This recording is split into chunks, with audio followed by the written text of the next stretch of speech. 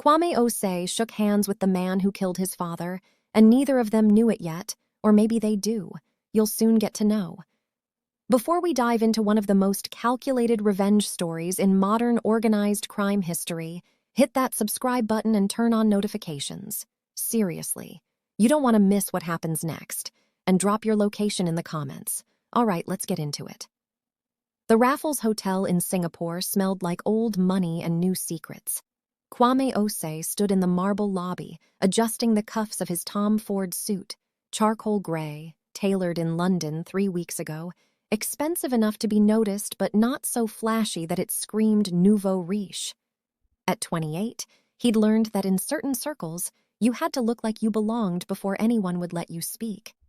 The African Economic Development Summit was exactly what it sounded like, a collection of ministers, businessmen, and well-dressed criminals pretending to care about infrastructure while actually negotiating arms deals, mining contracts, and shipping routes. Kwame had paid $15,000 for his invitation through a contact in Accra who specialized in making nobodies look like somebodies. He wasn't here for infrastructure, he was here for one man. Park Sung-jin. Kwame had been tracking Park for 14 years, since he was 14 years old, actually, when his world ended on a humid August night in Abidjan. But we'll get to that. Right now, what mattered was that Park Sung-jin was somewhere in this hotel, probably in one of the conference rooms upstairs, surrounded by the kind of security that looked like businessmen but moved like soldiers. Park ran what the intelligence community called a vertically integrated pharmaceutical distribution network. That was the polite way of saying he controlled one of the largest drug trafficking operations in East Asia and West Africa. Heroin from the Golden Triangle moved through his ships to ports in Lagos, Accra, and Abidjan. Cocaine from South America traveled the reverse route. Methamphetamine cooked in Korean labs found its way to clubs in Johannesburg and Nairobi. The official story was that Park owned legitimate shipping companies, import-export businesses, and a chain of hotels. The unofficial story, the one Kwame had pieced together over 14 years of obsessive research, was that Park Sung-jin had built his empire on a foundation of theft, forgery, and murder. Specifically, the murder of Kwame's father. Kwame moved through the lobby with practiced ease, nodding at faces he'd studied in dossiers, shaking hands with men whose names appeared in Interpol databases. He'd spent the last 3 years building his cover identity. Kwame Osei, tech entrepreneur, founder of a fintech startup called AfroPay that supposedly processed mobile payments across 15 African countries. The company was real. The technology worked. The investors were legitimate. What wasn't entirely honest was how much of the company Kwame actually owned versus how much belonged to shell corporations registered in the Cayman Islands and British Virgin Islands. But that was the beauty of fintech. Money moved so fast and through so many layers that even regulators couldn't track it all. AfroPay gave him exactly what he needed: legitimacy, access, and a reason to be in rooms where drug money got washed clean. Mr. Osei? Kwame turned. A young Korean woman in a navy business suit stood beside him, tablet in hand, professional smile fixed in place. Yes? Mr. Park Sung-jin would like to invite you to a private networking session in the penthouse suite. 12 participants, very exclusive. He was impressed by your presentation on blockchain payment systems. Kwame's heart rate kicked up, but his face showed only polite interest. I'd be honored. What time? 8 o'clock tonight. Cocktail attire. I'll send the details to your phone. She was gone before he could respond, melting back into the crowd with the efficiency of someone who did this professionally. Kwame checked his watch. 4 hours. He had 4 hours to prepare for the most important conversation of his life. The penthouse suite at Raffles was the kind of space that made even wealthy people feel poor. Floor-to-ceiling windows overlooked Singapore's skyline, the city spread out like a circuit board, lights glittering in the humidity. Inside, the air was cool, scented faintly with sandalwood and something else, probably whatever extremely expensive candles rich people burned to prove they had taste. 12 people. Kwame counted them as he entered. Mostly men, a few women, ages ranging from early 30s to late 50s. Nationalities mixed: Korean, Chinese, Nigerian, South African, one guy who looked Lebanese. Everyone dressed like they'd stepped out of a magazine spread on How Billionaires Dress Casual. And there, standing by the windows with a glass of whiskey, was Park Sung-jin, 53 years old, 5'9", fit in the way that came from personal trainers and strict diets, not manual labor. His face was handsome in an unremarkable way, the kind of face that disappeared in crowds, which Kwame suspected was intentional. You didn't run a criminal empire for 20 years by being memorable, but his eyes were memorable. Dark, sharp, constantly evaluating, eyes that missed nothing. Park saw Kwame and smiled. "Mr. Osei, thank you for coming." They shook hands. Park's grip was firm but not aggressive. Kwame matched it exactly. "Thank you for the invitation, Mr. Park. Your reputation precedes you." "Does it?" Park's smile widened slightly. "I hope it's the boring reputation. Shipping containers and import regulations. Nothing exciting." "The most successful businesses are usually boring," Kwame agreed. "It's the flashy ones that attract attention." Park laughed, a short, genuine sound. "You understand. Good. Come, let me introduce you to some people who also understand." The next 2 hours were a masterclass in high-level criminal networking disguised as legitimate business discussion. They talked about blockchain, about mobile banking in emerging markets, about the unique regulatory challenges of operating in countries where government officials expected consultation fees. Kwame played his role perfectly.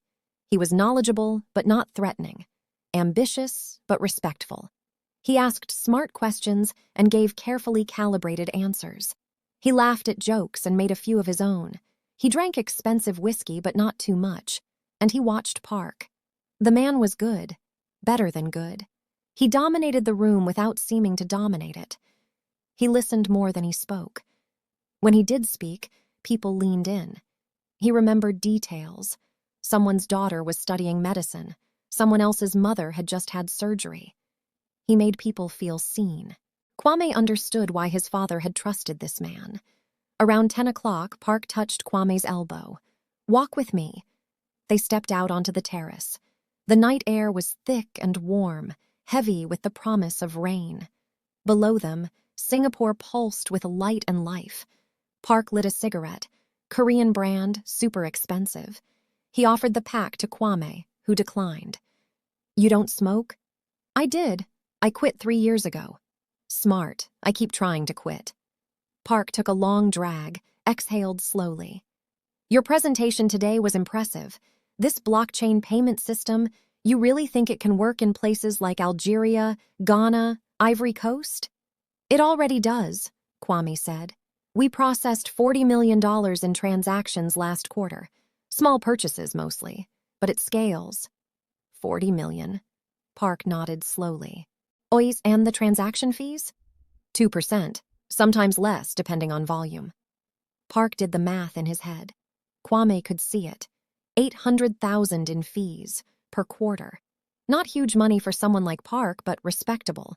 More importantly, it was clean money, legal money, the kind that could sit in regular banks without raising flags. "Here's my question," Park said, turning to face Kwame directly. "Why are you really here? And don't tell me it's just about the summit. Men like you, men like me, we don't waste time on conferences unless there's a specific reason." Kwame had prepared for this moment. 14 years of preparation. "I want to expand," he said simply. "Afropay works in 15 countries. I want 50. But to do that, I need infrastructure. Real infrastructure. Shipping, logistics, local partnerships. The kind of things that take decades to build." "Or you could partner with someone who already has them," Park said. "Exactly. And you think I have what you need?" "I think you have shipping routes, warehouse networks, and relationships with people who can make problems disappear. I think your business moves products across borders with remarkable efficiency. I think if someone wanted to move money, not products, just money, all legal, through those same channels, it would be mutually beneficial." Park studied him for a long moment. The cigarette burned down between his fingers. You've done your research. I'm thorough. Thorough is good. Thorough keeps you alive. Park flicked the cigarette over the railing, watched it fall 20 stories. I'm flying to Dubai next week. Business meetings. You should come. We can discuss this properly, away from crowds. I'd like that. Good. Park pulled out his phone, typed something. Kwame's phone buzzed. My private number. Text me your travel details. I'll have my assistant coordinate. They shook hands again. This time, Park held on a moment longer. One more thing, Mr. Osei. In my business, trust is everything. I don't trust easily, but I'm willing to explore opportunities with people who show potential. Just remember, if we do business together, loyalty goes both ways. Understood? Perfectly. Park smiled. I think we're going to work well together. Kwame smiled back. I think so too. Later, alone in his hotel room, Kwame stood by the window and looked out at Singapore's impossible skyline. His phone sat on the desk behind him, Park's number glowing in his contacts. While he thought about his father, Joseph Osei had been many things. Businessman, father, dreamer. He'd started with nothing, literally nothing. A kid from a village in Ghana where electricity was a luxury and running water was a rumor. Through intelligence, hard work, and probably a bit of luck, he'd built a legitimate import-export business by the time he was 30. Nothing huge, but successful. Real. Then he met Park Sung-jin. This was back in 2003. Park was younger then, less established, but already ruthless. He'd approached Joseph with a partnership proposal. Park had connections in Asia. Joseph had networks in West Africa. Together they could move products, legitimate products, Park insisted, at scales neither could achieve alone. Joseph had believed him. For 2 years it worked. Their partnership thrived. They opened offices in Seoul, Accra, and Abidjan. They hired staff, rented warehouses, and bought trucks. On paper, they imported electronics, textiles, machinery. In reality, Kwame later learned about 40% of their shipments contained illegal goods, drugs, counterfeit medicines, hijacked electronics. Joseph didn't know, or maybe he suspected but didn't ask questions. Kwame had spent years trying to figure out which version of his father was true, the naive businessman or the willfully blind one. It didn't matter anymore. What mattered was what happened in August 2003. Joseph had discovered the truth.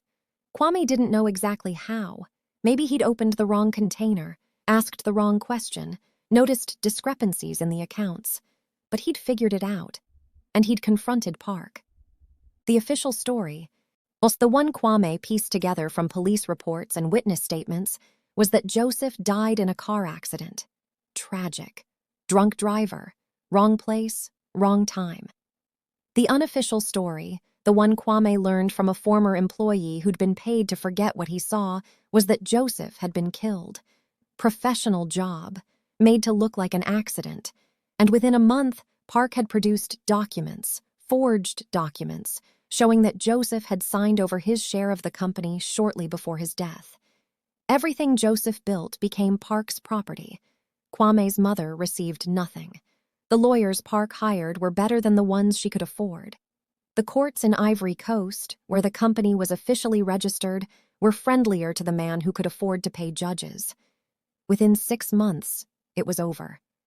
Kwame was 14 years old when he watched his mother give up. She got a job as a teacher, moved them back to Ghana, and tried to rebuild. She died 4 years later. The doctor said heart attack. Kwame knew it was a broken heart. He'd spent the last 14 years preparing for this moment. High school in Accra, scholarship to university in London, graduate work in business and finance. He'd learned Korean, not fluent but functional. He'd studied every aspect of Park's operation through public records, leaked documents, and connections he'd cultivated in the shadowy spaces where legitimate business met organized crime. He'd built AfroPay specifically to get Park's attention. The technology was real, but the company structure was designed to appeal to exactly the kind of criminal enterprise Park ran. Mobile payments, blockchain, yes, African markets. It was a perfect vehicle for money laundering, and Park would see that immediately. If you follow up to this moment, it means that this story interests you, and you can only appreciate it by doing two things. First, subscribe to the channel and turn on post notification. Second, drop a comment and tell us where you're watching from. All right, let's continue. Kwame had spent 14 years becoming the kind of person Park Sung-jin would want to do business with. And now, finally, he had his hand on the lever. His phone buzzed, a message from an unknown number. Looking forward to Dubai. Park. Kwame typed back, "Same, thank you for the opportunity." He set down the phone and looked at his reflection in the dark window. 28 years old. His father's eyes stared back at him. "I'm coming," Kwame whispered to the ghost in the glass. "I'm almost there." The Burj Al Arab rose from the Persian Gulf like a sail made of money. Kwame's taxi pulled up to the entrance. Private causeway, palm trees, valets in impeccable uniforms. The hotel cost $3,000 per night minimum. Kwame wasn't paying. Park had sent a car to the airport, checked him in, arranged everything. It was a powerful move, and Kwame recognized it as such. Park was establishing the dynamic. I'm rich enough to treat you like a guest, which means you're my guest, which means you're in my world now. Kwame played along. His suite was absurd. 2 floors, marble everything, floor-to-ceiling windows overlooking the Gulf. There was an iPad on the desk with his schedule. Dinner tonight with Park and select associates, breakfast tomorrow. An afternoon business discussion, formal dinner tomorrow night. 2 days of being evaluated. Kwame unpacked, showered, changed into evening wear. Dark suit, no tie. Park had specified business casual, which in Dubai meant expensive but not trying too hard. At 7:30, there was a knock on his door. The same young Korean woman from Singapore stood in the hallway. Up close, Kwame noticed details he'd missed before. She was probably late 20s, attractive in a severe way, and her eyes were extremely alert. Not an assistant. Security, probably. Or intelligence. "Mr. Osei, Mr. Park is ready for you." She led him through corridors that felt more like museum galleries, down a private elevator through a hallway that required a keycard. They emerged in what looked like a private dining room. Table for 8, already half full. Park stood when Kwame entered. "Kwame, welcome, welcome, come meet everyone." The introductions were a blur of names and handshakes. A Chinese businessman named Chen who owned shipping companies. A Nigerian named Adebayo who controlled ports in Lagos. A Korean named Kim who Park introduced as his operations director, which probably meant enforcer. 2 more faces Kwame didn't catch. And 1 woman. She sat at Park's right hand, and she was the only person in the room who didn't stand when Kwame entered. Late 30s, Korean, beautiful in a way that looked expensive. Tailored dress, perfect makeup, jewelry that cost more than cars. But it was her eyes that caught Kwame's attention. Cold, calculating, evaluating him like a banker evaluating a loan application. Park noticed Kwame noticing her. "This is Song Minji, my business partner and," he smiled, "my fiancé." Minji extended her hand. Her grip was firm. "Mr. Osei, I've read about your company. Impressive growth." "Thank you. I've been fortunate." "Luck is part of it," she agreed. "But luck doesn't build 40 million in quarterly transactions. That takes skill." "And good partners," Kwame said, looking at Park. Park laughed. "Flattery. I like him already." Dinner was exquisite. Some French chef flew in specifically for Park's visit, courses that were more art than food. But Kwame barely tasted any of it. He was too focused on reading the room. Chen talked about shipping routes through the South China Sea. Adebayo complained about new regulations in Nigerian ports. Kim said almost nothing but watched everyone constantly. Da Minji asked sharp questions about blockchain technology and seemed genuinely knowledgeable. And Park orchestrated it all, a conductor leading an orchestra. Around the time dessert arrived, something involving gold leaf and molecular gastronomy, Park tapped his glass. "Gentlemen, and Minji." He smiled at her. "We're all here for the same reason. Opportunity. The world is changing fast. Technology is disrupting everything. Old ways of doing business don't work anymore. We need to adapt. He looked at Kwame. Kwame here represents that adaptation. His payment system moves money fast, clean, and mostly invisible to traditional banking oversight. He has partnerships across Africa. He understands technology. Park paused. Let that sink in.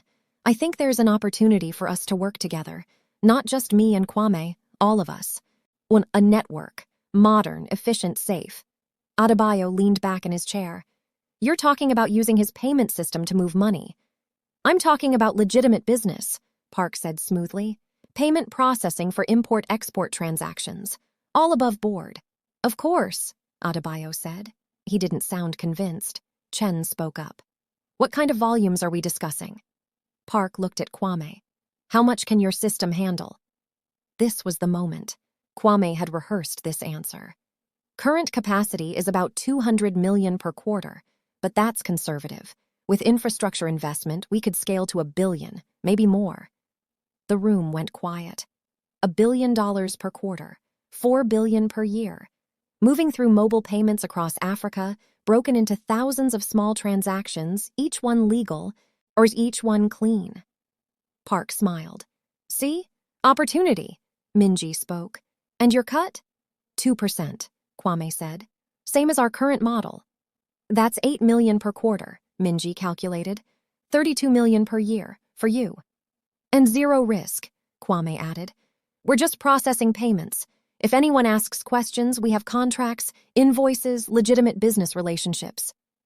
Kim spoke for the first time, his voice surprisingly soft. Who controls the technology? I do, Kwame said. My company, my servers, my security. That's a problem, Kim said flatly. Too much trust. What if you disappear? What if the government seizes your servers? Fair questions, Kwame acknowledged. Which is why I'm proposing we restructure. Park's organization becomes a major investor in Afropay. A not majority owner, that would attract attention, but significant enough to have oversight. Board seat, access to financials, technical reviews, full transparency. How significant? Minji asked. 20% equity for a $100 million investment. Someone whistled. Chen, probably. Park didn't react. He just looked at Kwame with those sharp, evaluating eyes. That's a lot of money, Park said finally. That's the market rate for a fintech company processing 200 million quarterly with billion-dollar scaling potential, Kwame countered. If you don't believe me, ask any venture capitalist. I'm not a venture capitalist, Park said. I'm a businessman, and businessmen care about returns. Then let's talk returns, Kwame said. He pulled out his phone, projected it on the room's screen. Spreadsheets appeared. Current operations, conservative estimates, 10-year projection. We scale to 1 billion per quarter within 3 years. Your 2% cut, because you're a partner, not just an investor, equals 80 million per year. Over 10 years, that's 800 million. Plus the equity appreciation. Your 100 million investment is worth at least $500 million in 10 years. The numbers glowed on the screen. Park studied them. So did everyone else. Plus, Kwame added quietly, you get what you really want. Infrastructure. A way to move money that doesn't involve shipping containers and customs officials. Clean money. Legal money. Money that can sit in real banks. Park looked at him for a long moment. Then he smiled. You're very good at this. I'm motivated. I can see that. Park stood. Everyone, thank you for dinner. Kwame, stay. Let's talk privately. The room cleared quickly. Within 2 minutes, it was just Kwame, Park, and Minji. Park poured 3 glasses of cognac, something absurdly expensive, probably older than Kwame. He handed one to Kwame, one to Minji, kept one for himself. To new partnerships, Park said. They drank. The cognac burned smooth and warm. Park sat down, gesturing for Kwame to do the same. You know what I do. Really do. It wasn't a question. Yes, Kwame said, I know. And you still want to work with me? I want to make money. You have the network. I have the technology. This is business. It's never just business, Minji said. She'd been quiet, but now she leaned forward. Everyone has reasons. What's yours? Kwame had prepared for this too. I grew up poor. Scholarship kid. Worked my way up. I'm smart enough to build a successful company, but smart only gets you so far. You need connections, resources, partners who can open doors. He looked at Park. You can open doors I can't even see yet. Money and power, Park said. That's it? That's enough. Park studied him. You're different from most tech entrepreneurs. They're idealists. They want to change the world. You want to own it. I want to own my piece of it, Kwame corrected. Park laughed. Honest, I appreciate that. He set down his glass. All right, here's what I'm thinking. We start small, pilot program, $10 million through your system. We see how it works, test the infrastructure, make sure it's as clean as you say. If it works, we scale. Deal? Deal, Kwame said immediately. But, Park raised a finger, you need to understand something. In my organization, loyalty is everything. Betrayal is death. I don't mean that metaphorically. I mean people who betray me end up in the ocean. Do you understand? Kwame met his eyes. I understand. Good. Park extended his hand. They shook. Minji watched with unreadable eyes. That night, alone in his absurd suite, Kwame stood on the balcony and looked out at Dubai's impossible skyline. Lights sparkled in the darkness. Money glittered everywhere. He thought about the conversation, about Park's warning. Betrayal is death. Kwame pulled out his phone, opened a hidden folder, looked at the photo he'd kept for 14 years. His father, young, smiling, standing in front of the office building in Abidjan, before Park, before everything went wrong. I'm in, Kwame whispered to the ghost in the photograph. I'm inside his organization. Now comes the hard part. He closed the photo, opened his encrypted messaging app, sent a single word to an untraceable number. Progress. A response came back immediately. Be careful. These people are dangerous. Kwame smiled grimly. Oh, I know, he typed. I'm counting on it. The next 6 months were a masterclass in patience. Park's pilot program started small, exactly $10 million like he'd promised. The money came through legitimate channels. Invoices for shipments of electronics from Shenzhen to Lagos, payment for construction equipment from Seoul to Accra, fees for consulting services rendered by various shell companies. Afropay processed it all. The transactions were broken into thousands of smaller payments, each one below the threshold that triggered automatic reporting. $100 here, $5,000 there, $20,000 somewhere else. All of it is legal. All of it is documented. All of it is clean. And it worked perfectly. Park's money moved from China to Nigeria, from Korea to Ghana, from Dubai to Senegal. It arrived clean. It's transformed from drug profits and smuggling fees into legitimate business revenue. Kwame took his 2% cut, $200,000, and immediately reinvested it in expanding Afropay's infrastructure. He hired more programmers, rented more server space, and opened offices in Nairobi and Johannesburg. Park watched all of this closely. His people audited the books weekly. They monitored the transactions in real time. They sent technical experts to review the code, security analysts to test for vulnerabilities. They found nothing suspicious, because there was nothing suspicious to find. Afropay was exactly what Kwame claimed it was, a legitimate fintech company that happened to be very good at moving money quietly. By month 3, Park scaled up, $30 million. By month 5, $50 million. By month 6, they were processing $80 million per quarter through Afropay. Park's trust was growing. So was Kwame's reputation in the organization. He started getting invited to meetings. Real meetings, not just dinners. Strategy sessions in Seoul, logistics planning in Hong Kong, distribution discussions in Johannesburg. He met Park's full leadership team. Kim Jae-sung, Director of Operations, the quiet man from Dubai. Kwame learned he was former Korean Special Forces, recruited by Park 15 years ago. He ran enforcement, handled security, and made problems disappear. Rumor was he'd personally killed 17 people. Kwame suspected the real number was higher. Chen Wei, shipping and logistics. The Chinese businessman from Dubai. He controlled container ships, port access, and customs officials. His network stretched from Shanghai to Rotterdam to New York. He was Park's pipeline. Adebayo Ogunlesi, African operations. Nigerian, late 40s, educated at Oxford, connected to every corrupt official between Cairo and Cape Town. He owned the ports, the warehouses, the distribution networks. He was Park's infrastructure on the continent. Song Minji, finance and strategy. Park's fiancée, but more importantly, his brain. She'd been an investment banker in New York before Park recruited her. She understood money the way mechanics understand engines, how it flowed, where it got stuck, how to make it work harder. She scared Kwame more than Kim did. And then there was Park Sung-jin himself, the core around which everything orbited. Kwame studied them all. He learned their patterns, their habits, their relationships. He identified the fractures in the organization. Kim didn't trust Chen. Adebayo resented taking orders from a Korean. Minji saw everyone as expendable except Park. And slowly, carefully, Kwame began to build his real plan. The breakthrough came in month 7. Park called him to Seoul for a meeting. Urgent, he'd said. Important. Kwame flew first class. Park's company paid for everything now, another sign of growing trust. A car met him at Incheon Airport, drove him through Seoul's glass and concrete canyons to a building in Gangnam. Not Park's main office. Somewhere else. Somewhere private.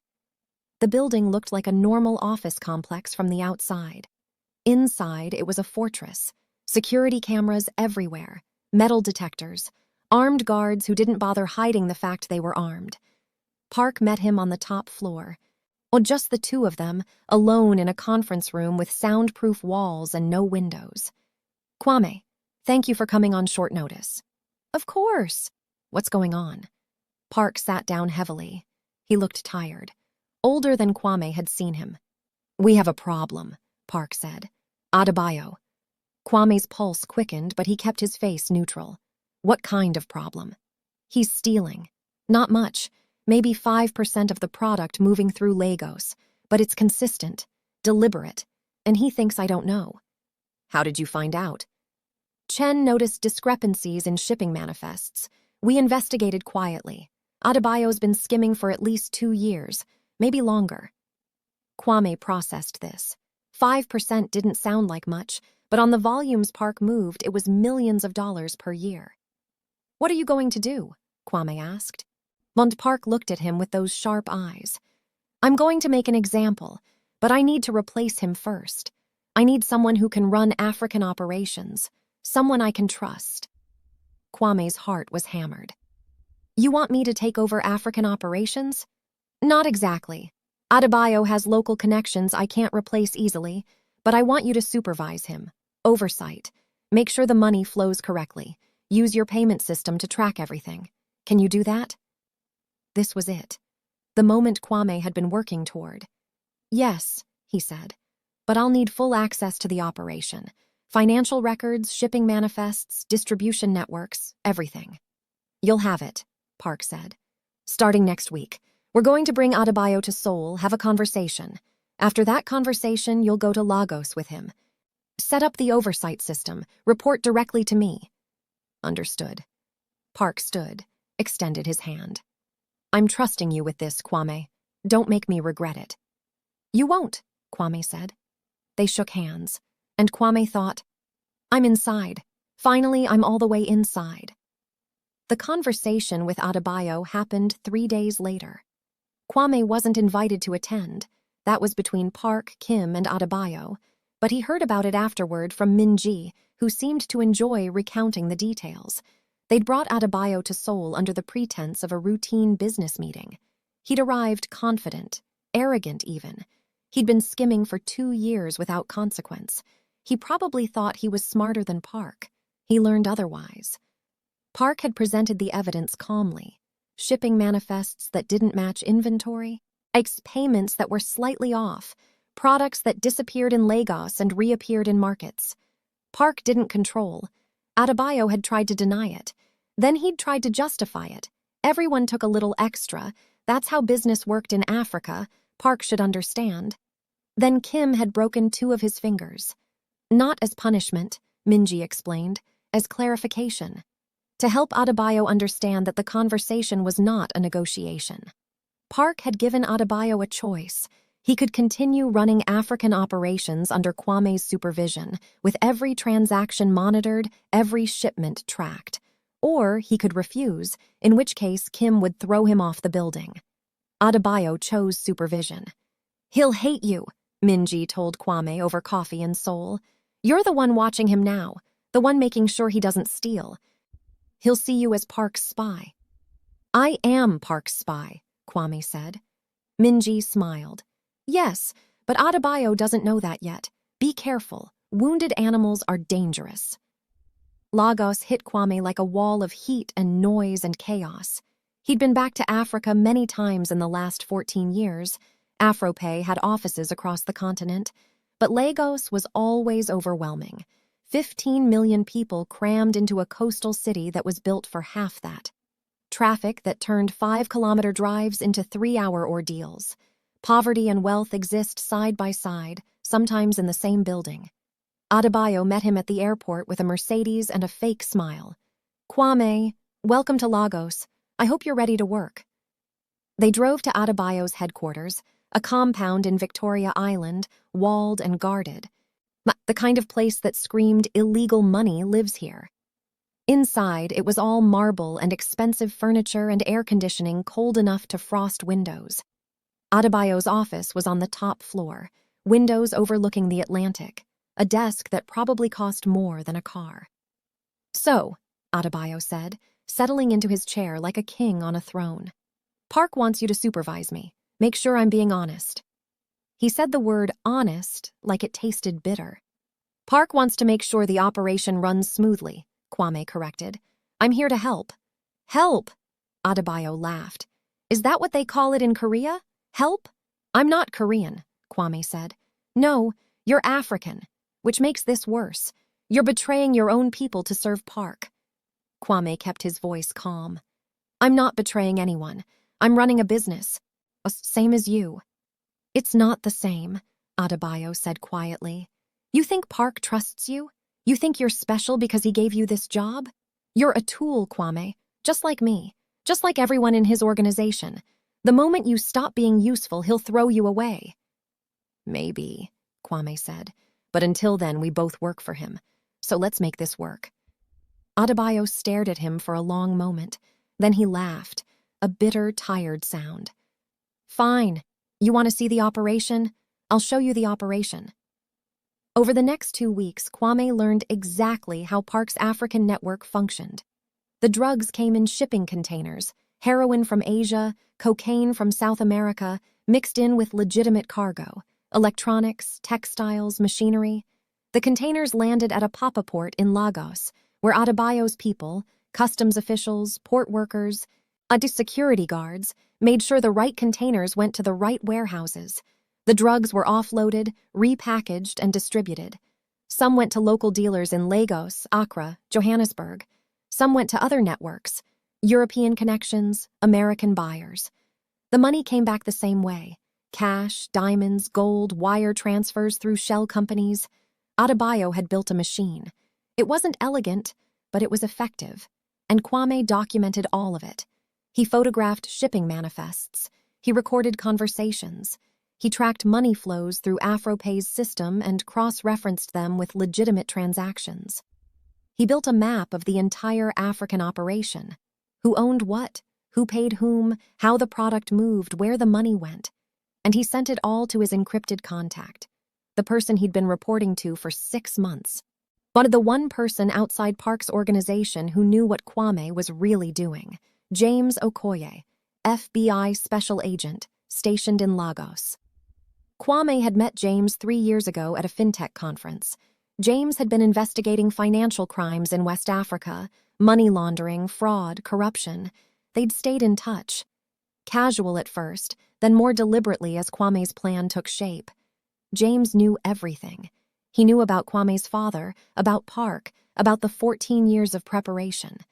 And he'd made Kwame an offer: work with the FBI. Get inside Park's organization, gather evidence, and when the time was right, they'd take down the entire network. Not just Park. Everyone. The whole rotting structure. In exchange, James promised immunity for Kwame's role in Afropay's money laundering, full protection, new identity if needed. Kwame had agreed. Not because he trusted the FBI, he didn't, really, but because he knew he couldn't take down Park alone. He needed help, real help, institutional help. So he'd spent 6 months becoming Park's trusted partner while simultaneously building the case that would destroy him. Now, in Lagos, surrounded by evidence of Park's crimes, Kwame took another step. He met James in person. The meeting happened at a hotel in Lekki, neutral ground, public enough to be safe, private enough for conversation. Kwame arrived first, ordered coffee he didn't drink, waited. James showed up 20 minutes later, late 40s, American, black, built like someone who'd played football in college and stayed in shape afterward. He wore jeans and a polo shirt, trying to look casual. He didn't quite pull it off, too watchful, too aware. Kwame. They shook hands. James, thanks for meeting. Of course. You said it was important. It is. Kwame pulled out his phone, slid it across the table. Everything from the last 2 weeks. Shipping records, warehouse locations, personnel lists, money flows, the entire Lagos operation. James picked up the phone, scrolled through files. His expression didn't change, but Kwame saw his jaw tighten. This is good, James said quietly. This is very good. With this we can— Wait, Kwame interrupted. There's more.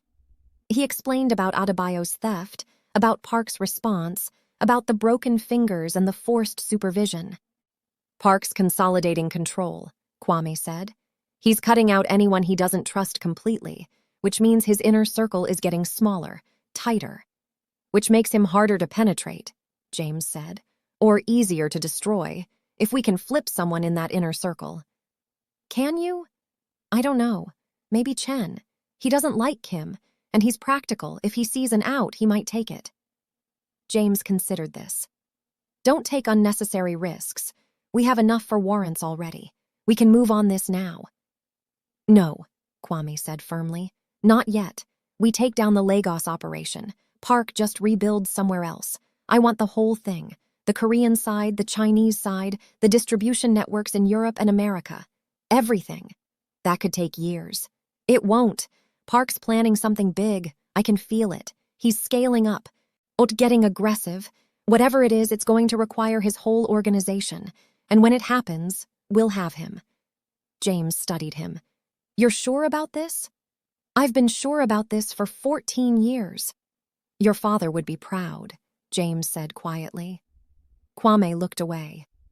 My father would tell me I'm crazy, that I should take the money, disappear, live a quiet life. Why don't you? Because quiet lives are for people who don't have ghosts, Kwame said. The invitation arrived on expensive paper, delivered by courier to Kwame's office in Johannesburg. Park Sung-jin and Song Min-ji request the honor of your presence at their wedding. Seoul, December 15th, formal attire. Kwame stared at the invitation. December 15th was 3 months away. He called Park. Congratulations, Kwame said. I'm honored to be invited.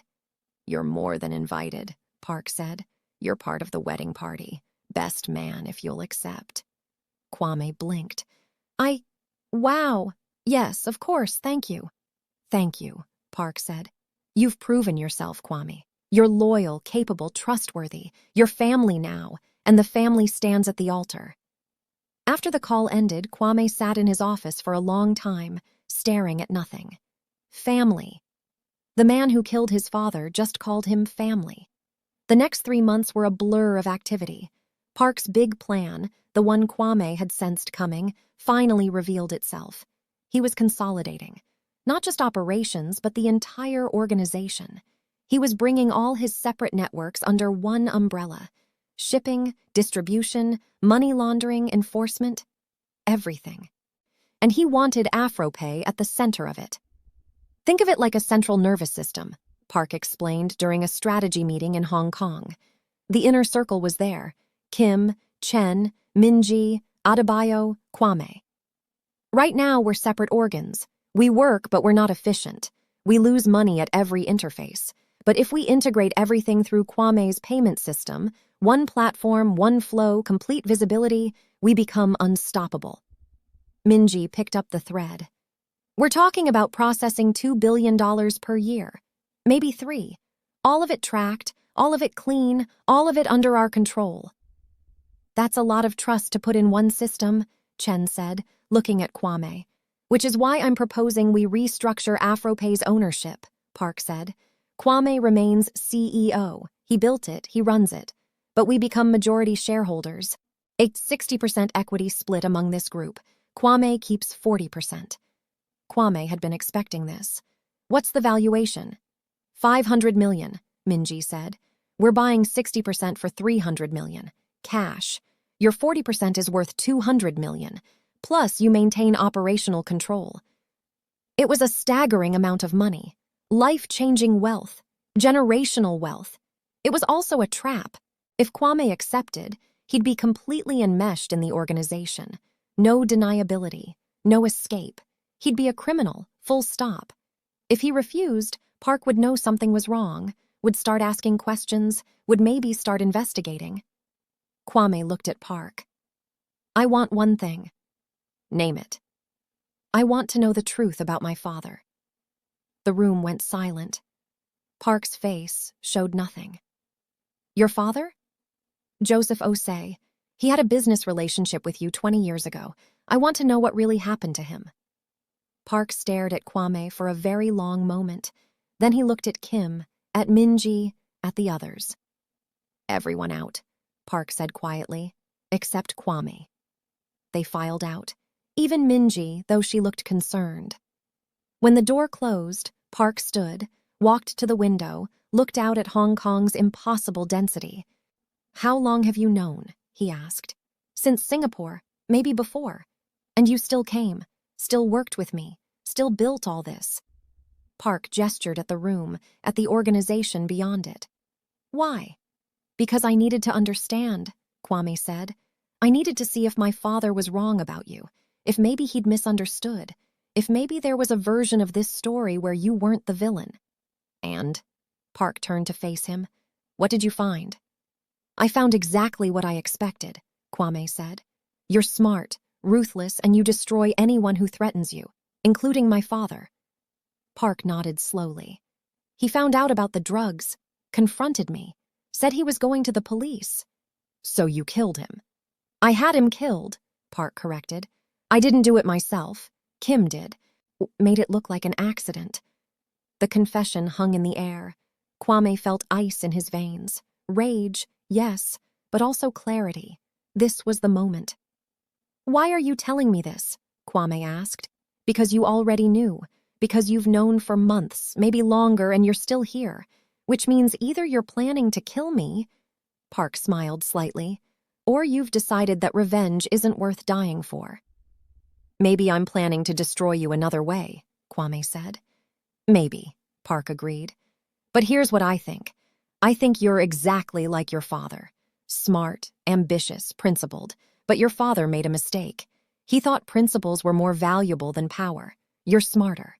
You know that power protects you. Principles just get you killed. Park stepped closer.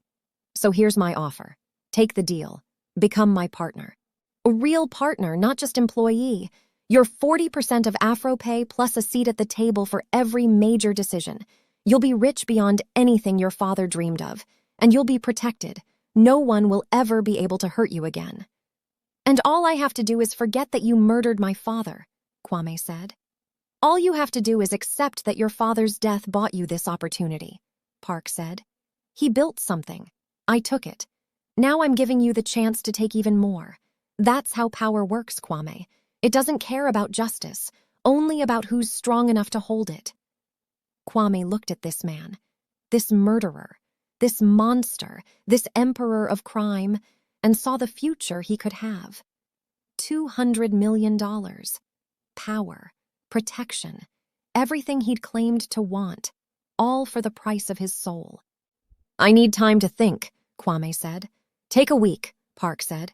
After the wedding. Decide then. But Kwame? Park's expression hardened. If you're not with me, you're against me. And I don't let enemies walk away. Understand? I understand. The wedding was magnificent.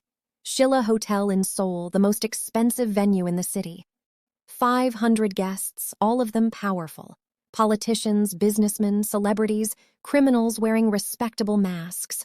Kwame wore a custom tuxedo and stood at the altar as Park's best man, watching Minji walk down the aisle in a dress that probably cost more than most people earned in a lifetime. He delivered a toast, carefully crafted, warm, full of lies about friendship and trust and shared success. He danced at the reception, ate food he didn't taste, smiled until his face hurt. And he made his decision. Later that night, alone in his hotel room, he sent a message to James. I have everything. Location of the money, the networks, the operations. Park confessed to my father's murder. I have recordings. We can move. James responded immediately. Are you sure? Once we start, there's no going back. Kwame typed, I've been going forward for 14 years. I'm ready. Okay, give me 2 weeks to coordinate. FBI, Interpol, Korean authorities. This has to be simultaneous or Park will run. Understood. Kwame, be careful. You're deep in now. If Park suspects anything, he won't. I'm going to accept his offer, become his partner, give him exactly what he wants, and then I'm going to burn it all down. Kwame called Park the next morning. I've made my decision, he said. I'm in. Park sounded genuinely pleased. I knew you would be. Come to the office today. We'll sign the papers. Make it official. The office was Park's private fortress in Gangnam, 20 floors of legitimate business with the real operations hidden on the top floor. Kwame had been here dozens of times, but today felt different. Today he was walking into the lion's den with a target on his back. Minji was there, dressed in a sharp business suit fresh from her honeymoon. She looked radiant and dangerous. Congratulations, Kwame said. Marriage looks good on you both. Thank you, she said. Let's make you rich. The papers were already prepared. 300 pages of corporate documents, stock transfers, operating agreements. Kwame read every word, taking his time. Everything was there, just as Park had promised.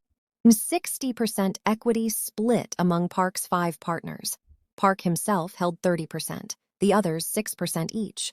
Kwame kept 40%. The valuation was $500 million. Kwame's $200 million would be paid over 5 years. It was legitimate enough to pass legal scrutiny, and criminal enough to implicate everyone involved. Kwame signed. So did Park, Minji, Kim, Chen, and Adebayo. Now they were all partners in Afropay, all equally responsible, all equally guilty. To new beginnings, Park said, raising a glass of champagne. They toasted. Kwame thought, 14 days. You have 14 days left. Those 14 days were the longest of Kwame's life. He went through the motions. He attended meetings, processed payments, played the role of Park's trusted partner. But every night, he met with James. Well, sometimes in person, sometimes through encrypted calls. They coordinated the timing, the locations, the evidence. The FBI was working with Interpol, Korean authorities, Nigerian police, Chinese officials. They were building simultaneous operations across 6 countries. When they moved, they'd hit Park's entire network at once. Ships would be seized, warehouses raided, bank accounts frozen, arrests made. And at the center of it all would be Afropay's servers, containing every transaction, every payment, every piece of evidence needed to connect Park to his crimes. We're calling it Operation Ghost Inheritance, James told Kwame, because you're inheriting what your father should have had, justice. Kwame didn't care what they called it. He just wanted it done. On day 13, Park called an emergency meeting. We have a problem, he said. His inner circle gathered in the secure conference room. Chen's people intercepted some chatter. Someone's been asking questions about our operations, questions that are too specific, too detailed. Kwame's heart rate spiked, but he kept his face neutral. What kind of questions? Minji asked. Shipping routes, port contacts, money flows, someone knows things they shouldn't know. Kim spoke up. Could be law enforcement, could be a rival, could be someone inside. Park looked around the room. His eyes lingered on each face, including Kwame's. "I want everyone to conduct a security review," Park said. "Check your people, your systems, your communications, find the leak." "What if it's not a leak?" Adebayo said. "What if it's just good intelligence work?" "Then we need to shut down the intelligence," Park said coldly. "Kim, I want you to reach out to our contacts in law enforcement. Find out if anyone's building a case." "Already on it," Kim said. The meeting ended with tension thick enough to cut. As everyone filed out, Park touched Kwame's arm. "Stay!" Kwame's pulse was hammered. This was it. Park knew. Somehow he knew. But Park just looked tired. "I need to ask you something. And I need you to be honest." "Okay. Do you trust these people? Really trust them?" Kwame understood. Park was paranoid, and he had every right to be. "I trust you," Kwame said. "The others? They're in it for money and power, same as everyone else, but you're the core. Without you, this all falls apart." Park nodded slowly. "That's what I think too. Which is why I need you to do something for me." "Name it." "I want you to audit Afropay's security. Not just the technical side, the people, everyone who has access to our data. I need to know if someone's been stealing information." Kwame's mind raced. This was dangerous. If he did the audit properly, he'd have to cover his own tracks perfectly. If he didn't do it, Park would know something was wrong. "I can do that," Kwame said, "but it'll take a few days." "You have 48 hours, Park said. "I need to know if we're compromised." Kwame met James that night in an emergency session. "We have to move now," Kwame said. "Park's running a security review. If he finds anything, any connection between me and the FBI, it's over." "We're not ready," James said. "The Korean authorities need another week to coordinate with." "We don't have a week. We have days, maybe hours." James ran his hands over his face. Okay, let me make some calls. We'll accelerate the timeline. But Kwame, this is going to be messy. We won't get everyone. Some people will slip through." "I don't care about everyone," Kwame said. "I care about Park. Tell me you can get Park." "We can get Park," James promised. "Give me 72 hours. Kwame spent those 72 hours walking a tightrope. He conducted Park's security audit, creating fake reports that showed no leaks, no compromises, no problems. He worked 20-hour days, barely sleeping, living on coffee and adrenaline. Meanwhile, James coordinated the largest international law enforcement operation in years: FBI, Interpol, Korean NIS, Nigerian EFCC, a Chinese MSS. Everyone is moving into position. On the morning of day 3, Kwame got the message. "We're going. Operation launches tonight at 11 p.m. Seoul time. Get somewhere safe." He replied. "Understood. One more thing. I want to be there when you arrest Park." "That's not protocol." "I don't care about protocol. I want to see his face. I've earned that." Long pause. Then, "Fine. Meet at the FBI office at 10 p.m. We'll go in together." At 9:45 p.m., Kwame walked out of his hotel in Seoul, carrying nothing but his phone and his father's photograph. He'd spent 14 years preparing for this moment. 14 years of studying, planning, building the perfect trap. And now, finally, it was happening. At 10 p.m., he met James at the FBI's Seoul office, a nondescript building in Yongsan, full of serious people in tactical gear. "You sure about this?" James asked. "I've never been more sure of anything in my life." At 10:45 p.m., they moved out. 20 vehicles, 100 agents, simultaneous operations across Seoul. Target locations: Park's home in Gangnam, his office building, Minji's apartment, Kim's compound, the secure warehouse where Park kept his most sensitive records. At 11 p.m. exactly, they hit all locations at once. Kwame rode with the team going to Park's home. The house was massive. Walled compound, security cameras, guards, but they'd coordinated with Korean authorities. Local police secured the perimeter while FBI and Korean NIS agents moved in. The guards didn't resist. They'd been paid to protect Park from criminals, not from governments. Kwame followed the tactical team through the front door, through marble hallways, up the stairs. Park was in his study. He looked up as they entered, and for just a moment, his face showed naked surprise. Then it settled into something cold and calm. "Kwame," Park said quietly. "It was you." "It was me. How long?" 14 years. Park actually smiled. "That's commitment. I almost respect it." FBI agents moved in, cuffing Park's hands behind his back, reading him his rights. Park didn't resist. He just kept looking at Kwame.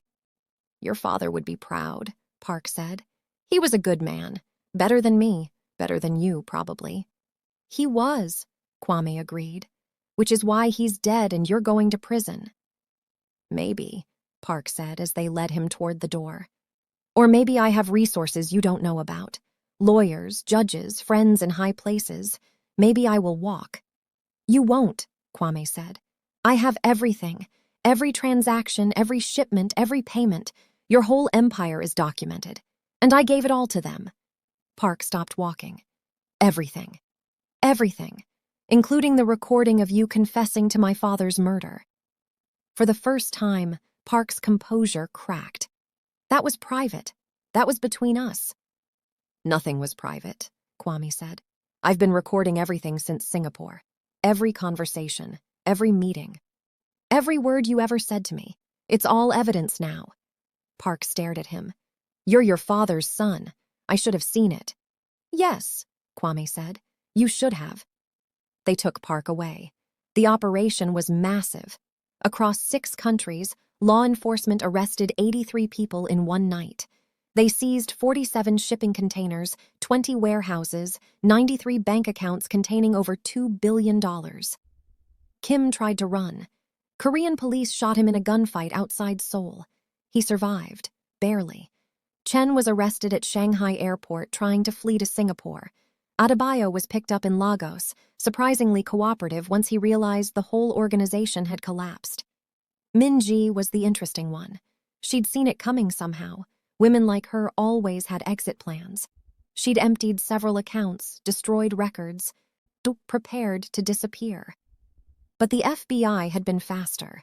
They caught her at Incheon Airport with $50 million in diamonds and cash. The news called it the largest organized crime bust in Asian history. The trials would take years. The evidence was overwhelming. And at the center of it all was AfroPay's server data, meticulously organized by Kwame Osei, showing every illegal transaction, every laundered dollar, every criminal connection. The prosecution was going to be a prosecutor's dream. 6 months later, Kwame stood in Abidjan at his father's grave. The headstone was simple. Joseph Osei, beloved father and honest man. "I got him," Kwame said to the stone. "It took 14 years, but I got him. Park's going to prison for the rest of his life. So are most of his people. The empire you built, the one he stole, it's gone. I destroyed." The cemetery was quiet. Warm afternoon sun, birds singing, the smell of rain coming. "I know what you'd say," Kwame continued. "That revenge doesn't bring you back. That I wasted 14 years on hatred. That I should have lived my own life instead of living for your death." He smiled slightly. "And you'd be right. But you'd also be proud. Because I didn't just destroy Park. I built something real. AfroPay actually works. It's helping people. And now that the criminal element is gone, now that it's clean, it can actually do good." The FBI had seized the 60% of AfroPay that Park and his partners owned. After the trials, after the settlements, after everything, they'd offered to sell it back to Kwame at fair market value. He'd refused. Instead, he'd restructured the company as a non-profit. No owners, it's just a foundation dedicated to financial inclusion in Africa. Real financial inclusion, not money laundering. It would never make him rich, but it would help millions of people access banking, make payments, and build businesses. The technology his father had dreamed of, used the way it should have been used all along. "I'm done now," Kwame told the gravestone. "I'm going to live my life, build things, help people, be the man you taught me to be before Park killed you." He placed flowers on the grave, his father's favorites, yellow roses. As he walked away, his phone buzzed. A message from James. Park's trial starts next month. Are you planning to testify? Kwame typed back. Every single day. I want him to see my face and remember what he took from me. He's facing life without parole. The evidence is overwhelming. Oh, your recordings alone would convict him. Good. Make sure he knows that. Make sure he knows his empire was destroyed by the son of a man he thought he'd erased. Will do. And Kwame? Your father would be proud. You got justice without becoming like Park. That's rare. Kwame didn't respond. He just looked back at the cemetery one more time, at the grave of Joseph Osei, an honest man, murdered for his integrity. Rest easy, Dad, Kwame whispered. I finished what you started. The trial was indeed a spectacle. International news, cameras everywhere, prosecutors presenting a case so airtight that even Park's expensive lawyers looked defeated. Kwame testified for 3 days. He walked the jury through everything. The Singapore meeting, the Dubai deal, the slow infiltration of Park's organization. He explained how he'd documented every crime, recorded every conversation, built the case methodically over months. And he played the recording. Park's voice, clear and cold. I had him killed. Kim did it. Made it look like an accident. The courtroom went silent. Park sat at the defense table expressionless. But Kwame saw it. The moment Park understood he'd been beaten completely. Not just arrested, destroyed. Undone by the son of a man he'd murdered 20 years ago. The verdict was never in doubt. Guilty on all counts. Murder, drug trafficking, money laundering, racketeering, 47 separate charges. The judge sentenced him to life without possibility of parole. As they led Park away in chains, he looked at Kwame one last time. Kwame held his gaze. He didn't smile, didn't gloat. And just watched the man who killed his father disappear into the system that would bury him alive. 5 years later, Kwame spoke at a TED conference in Lagos. The topic was Technology for Good, How FinTech Can Change Africa. He talked about mobile payments, financial inclusion, and empowering small businesses. He talked about AfroPay's work helping millions of people access banking for the first time. He didn't mention Park, didn't mention revenge, didn't mention the 14 years he'd spent preparing to destroy a criminal empire. That was a different life, a different Kwame. This Kwame was building instead of destroying, helping instead of hunting. But sometimes, late at night, he still thought about Singapore, about the handshake, about looking into Park's eyes and knowing exactly what he was going to do. He thought about his father, what he would say about all of it. And he thought about justice, real justice, the kind that took 14 years and cost everything but gave back even more. In the end, Kwame had inherited 2 things from his father, a stolen business and a commitment to truth. He'd lost the business, but he'd kept the truth. And in the end, truth was worth more than any empire. If you made it this far, thank you for watching. This story proves that patience, planning, and purpose can overcome even the most powerful enemies. Justice isn't always fast, but sometimes, when done right, it's permanent. Hit that subscribe button, turn on notifications, drop your location in the comments. I love seeing where you're all watching from. See you in our next video.